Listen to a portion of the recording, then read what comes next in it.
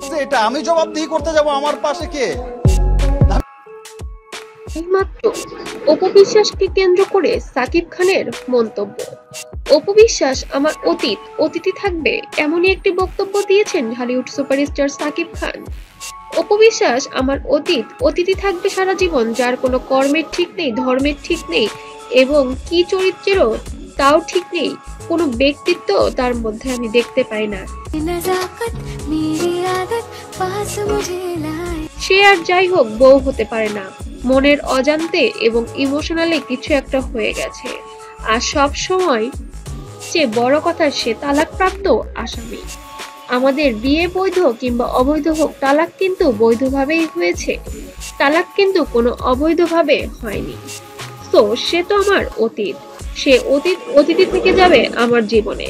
তবে সন্তানের জন্য আমি অনেকবারই চুপ থেকেছি, কখনো মুখ খুলিনি, কারণ আমার সন্তান এখন বড় হয়েছে।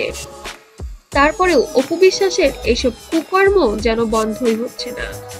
আমার যুক্তরাষ্ট্রে আসার খবরেই যেন জায়েদের সাথে শেষ। আবার কারো পার্সোনাল লাইফে কে কি ডিসিশন নেবে এটা সম্পূর্ণ তাদের ব্যাপার। জয় অনেক লাইক করে তার দাদা দাদিকে, তার সম্পর্কে লিপ্ত হয়েছে। তার কি কোনো লজ্জা বোধ নেই? তার একটি সন্তান রয়েছে। আমি তো শুধুমাত্র শেহজাদের কিছু কাগজপত্রের কারণেই যুক্তরাষ্ট্রে গিয়েছিলাম, এমন তো কোনো আহামরি অন্যায় করে ফেলিনি। আব্রাম যেমন আমার সন্তান, শেহজাদও আমার সন্তান, দুজনকে আমার সমান অধিকার অবশ্যই দিতে হবে। এটা নিয়ে যদি অপু বেশি বাড়াবাড়ি করে, আমি আর চুপ থাকবো না। জনসম্মুখে আমি এবার বলতে বাধ্য হয়ে যাব সবকিছু।